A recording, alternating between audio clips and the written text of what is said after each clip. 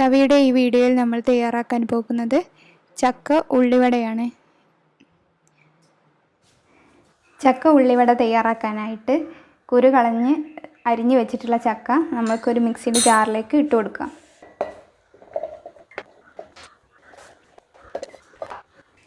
ഇനി ഇതിലേക്ക് കുറച്ച് വെള്ളം ചേർത്ത് കൊടുക്കുക. വളരെ കുറച്ച് വെള്ളം മാത്രം ചേർത്ത് കൊടുത്താൽ മതി. അതൊന്ന് അരിഞ്ഞ് കിട്ടാൻ മാത്രം മതി. നമുക്ക് നന്നായിട്ട് ഇത് അരച്ചെടുക്കാം. അപ്പോൾ നമ്മൾ ചക്ക നന്നായിട്ട് അരച്ചെടുത്തിട്ടുണ്ട്. നല്ല നൈസായിട്ട് നല്ല പാകത്തിന് അരിഞ്ഞ് കിട്ടിയിട്ടുണ്ട്. ഇനി നമുക്ക് മാവ് എങ്ങനെ തയ്യാറാക്കുന്നതെന്ന് നോക്കാം.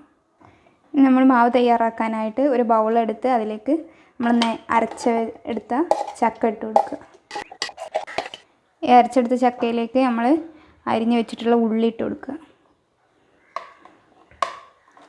ഞാനിപ്പോൾ ഇവിടെ ഒരു ഉള്ളിയാണ് എടുത്തിട്ടുള്ളത്.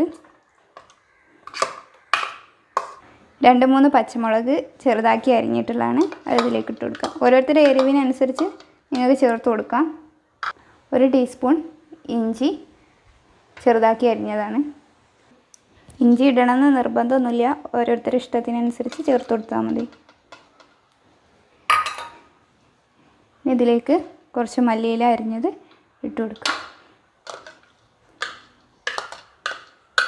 കുറച്ചുകൂടി ടേസ്റ്റ് കൂടാൻ വേണ്ടിയിട്ടാണ് മല്ലിയിലയും ഇഞ്ചിയൊക്കെ ചേർത്ത് കൊടുക്കുന്നത്. കറിവേപ്പില ചെറുതായി അരിഞ്ഞത് ഇടുക. ഇനി നമുക്കിത് എല്ലാം കൂടി ഒന്ന് നന്നായിട്ട് മിക്സ് ചെയ്തെടുക്കാം.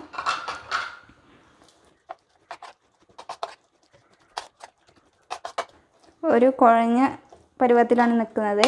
നമുക്ക് ഉള്ളിവട ഉണ്ടാക്കണമെങ്കിൽ കുറച്ച് മുറുകിയ രീതിയിൽ മാവായിട്ട് കിട്ടണം, എന്നാലേ നമുക്ക് കയ്യിൽ പരത്തി ചട്ടിയിലേക്ക് ഇട്ട് കൊടുക്കാൻ കഴിയുള്ളൂ. അതുകൊണ്ട് നമ്മളിതിൽ കുറച്ച് അരിപ്പൊടി ചേർത്ത് കൊടുക്കുകയാണ്, ഇതിൻ്റെ മാവ് പാകമായി കിട്ടാൻ. കുറച്ച് കൂട്ടി കൊടുത്ത് നമ്മൾ ആ പരുവാവണ വരെ യോജിപ്പിച്ച് ഇങ്ങനെ കൊടുത്താൽ മതി.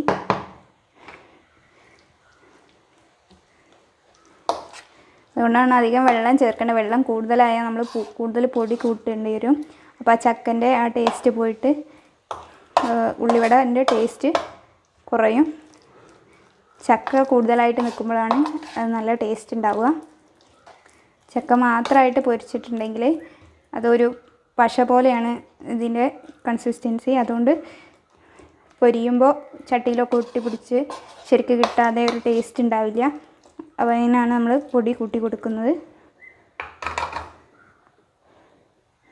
കുറച്ചുകൂടി പൊടി കൂട്ടി ചേർക്കാം.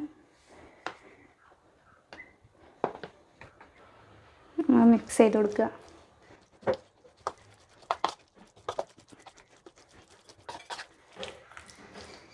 ഏകദേശം ഉള്ളിവടയുടെ ആ ഒരു പരുവായി വന്നിട്ടുണ്ട്. നമുക്കിതിലേക്ക് ആവശ്യത്തിന് ഉപ്പ് ചേർത്ത് കൊടുക്കുക. ഇനി നമുക്കിതിലേക്കൊരു നുള്ളു മഞ്ഞൾപ്പൊടി ചേർത്ത് കൊടുക്കാം. വളരെ കുറച്ച് ചേർത്ത് കൊടുത്താൽ മതി, 1 ടീസ്പൂണിൻ്റെ അടുത്ത് ചേർത്ത് കൊടുത്താൽ മതി. ഇത് നമ്മൾ കളറ് കിട്ടാൻ വേണ്ടിയിട്ടാണ് ചേർത്ത് കൊടുക്കുന്നത്, അല്ലാതെ ചേർത്തില്ല ചേർത്ത് കുഴപ്പമൊന്നുമില്ല.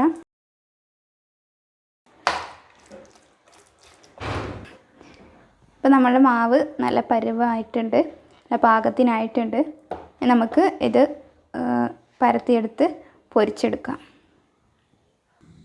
പൊരിക്കാനായിട്ടുള്ള എണ്ണ ഒഴിച്ചു കൊടുക്കാം.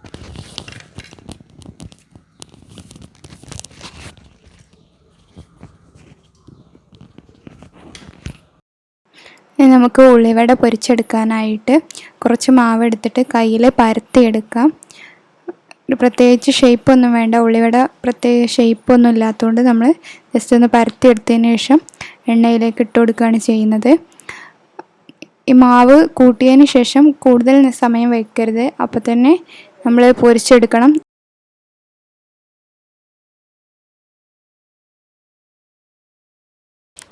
എണ്ണ ചൂടായി വന്നിട്ടുണ്ട്. ഇനി നമുക്കതിലേക്ക് ഓരോന്നായിട്ട് ഇട്ട് കൊടുക്കാം.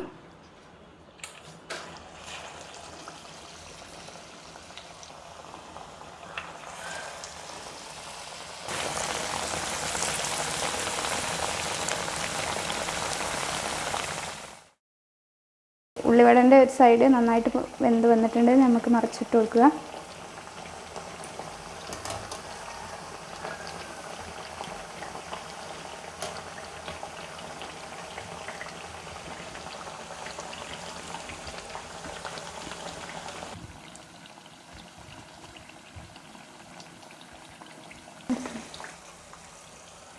നമ്മുടെ ഉള്ളിവട റെഡിയായി പാകമായിട്ടുണ്ട്.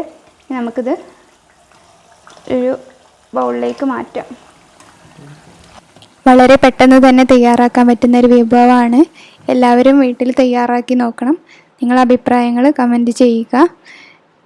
നിങ്ങൾക്ക് വീഡിയോ ഇഷ്ടപ്പെട്ടെങ്കിൽ എല്ലാവരും ഷെയർ ചെയ്യുക. Thanks for watching.